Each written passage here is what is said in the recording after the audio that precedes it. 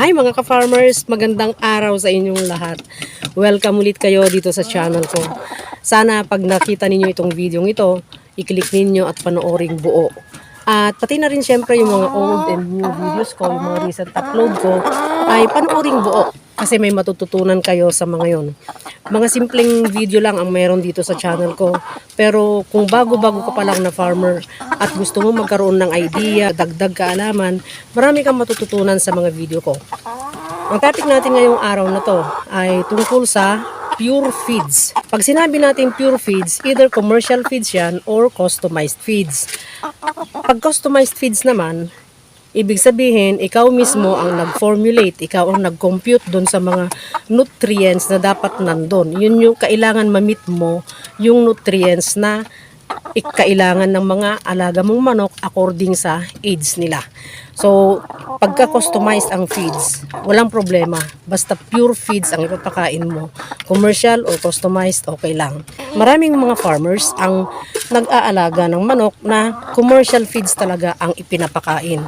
Although, marami pa rin tayong mga materials dyan sa paligid, kagaya ng mga Madre de Agua, yung mga Azola, mga ganyan, no? At saka yung iba, pinapakain nila ng mais, puro yung pag yung mga manok nila or hinahaluan ng konting feeds, mas maraming mais. Ibig sabihin, hindi na compute scientifically yung mga nutrients na maibibigay ng mga yon doon sa mga alagang manok. So, bakit pure feeds? Kasi, ang pure feeds ay scientifically computed yan. Na-compute yung saktong CP or crude protein na kailangan ng manok, yung energy or yung metabolizable energy, tapos yung calcium, yung fiber, yung fats, yung vitamins and minerals, na-compute lahat mga yan na walang sobra, walang kulang. Ibig sabihin, complete and balanced diet ang naibibigay ng pure feeds doon sa mga manok, depende doon sa age nila. Kagaya ng mga kiti. Itong mga kiti, pinapakain natin ng chick booster. May formulated na feeds na 1 to 21 days lang kakain. Tapos meron din yung 1 to 30 days. Tapos after yung age na yon, yung next month na, yung chick starter na ang ipapakain. And then after ng chick starter, yun na yung grower finisher. Yun yung ipapakain na. At para dun sa pulet na inire-ready mong mangitlog, iba rin ang pagkain nila. Pure feeds pa rin syempre. Tapos yung layer, pure feeds pa rin, iba lang ang ipapakain mo. Kasi iba ang requirement nila. Tapos yung breeder naman, iba rin. Anong benefit ng mga manok kung pure feeds ang ipapakain mo? Syempre, pag pure feeds, makukuha nila yung daily requirement nila or yung daily nutrient requirement nila na walang problema. Mapapanatili yung sigla nila, yung lakas nila, and then pagkakiti, madali silang tumimbang or madali silang lumaki at tumimbang. Pagka naman inire-ready mong mangitlog, yung ready to lay pullet, mabilis lang sila na mag-drop ng itlog. Malakas ang immune system nila at saka nakahanda yung katawan nila para dun sa mga susunod na activity nila.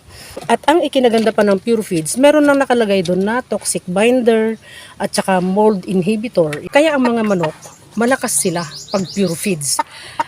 Bihirang magkasakit yan.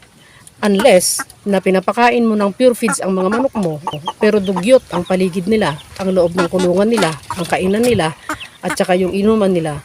Siyempre, sino ba naman ang hindi magkakasakit, di ba? So, yun ang ano nila, yun ang benefit nila. Malakas sila, madaling tumimbang, lalo na kung for meat production ang manok mo. Tapos, yung dun sa egg production naman, maganda yung pangingitlog nila at saka consistent yung egg production nila. Maganda ang shell ng itlog dahil yung calcium doon na-compute maigi para doon sa age nila. Para naman sa'yo na farmer, ano naman ang benefit na makukuha mo kung pure feeds ang ipapakain mo sa kanila? E di siyempre, time, no? Nakakasave ka ng time doon sa paghahanap mo ng pagkain na ibibigay mo sa kanila. Nakakasave ka ng time and nakakasave ka ng panahon para dun sa mahabang pag-aalaga mo sa kanila. Dahil nga kasi, pagka hindi pure feeds ang ipapakain mo, medyo mas matagal ang pag-aalaga mo sa kanila. Lalaki naman sila, titimbang, pero mas mabagal. Kasi nga, hindi namimit yung or hindi na ibibigay sa kanila yung dapat na nutrients na kailangan nila. Pansinin niyo yung mga native na manok na nakakalat-kalat lang diyan or yung mga basta yung hindi nabibigyan na masyadong pansin sa pagkain. Mas mabagal silang mangitlog, mas matagal silang lumaki, at mas madali silang kapitan ng sakit. Pwede naman magbigay ng treat sa mga native at saka sa mga free-range chicken. Pero ang nabasa ko lang, ito hindi ko experience kasi hindi ako nagbibigay ng treat sa mga manok ko. Pagka daw 10% na treat tapos 90% na pure feeds ang ibibigay mo, hindi gaanong maaapektuhan yung performance. Pero pagka lumampas na doon sa 10% na treats, halimbawa kagaya ng mga iba, ang ginagawa nila is 50% na pure feeds, 50% naman na darak, o kaya 50% na mais. So, ibig sabihin na alter na yung computation ng feed formulation. Ibig sabihin na bago na lahat yung mga values ng nutrients na nandun.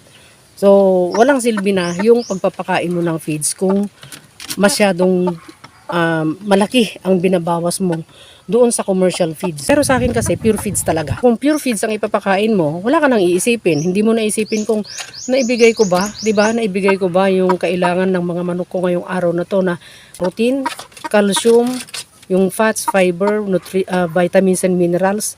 So hindi mo naiisipin na ganoon unless na mag-aalaga ka lang ng manok para hintayin na lang ng kahit na matagal, okay lang, parang ganoon.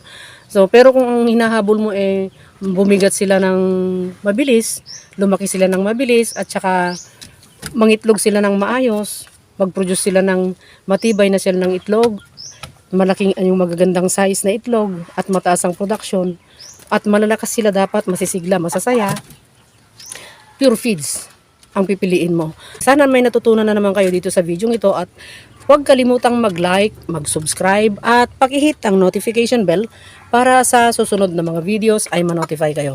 At salamat sa lahat ng mga sharer. Sana patuloy niyong i-share ang video ko at yung channel ko. At sa mga hindi nag-skip ng ads, thank you.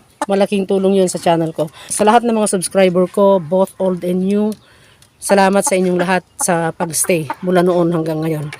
Sana pagpalain tayong lahat araw-araw at panatilihing masaya, masigla at malusog ang ating mga alagang manok.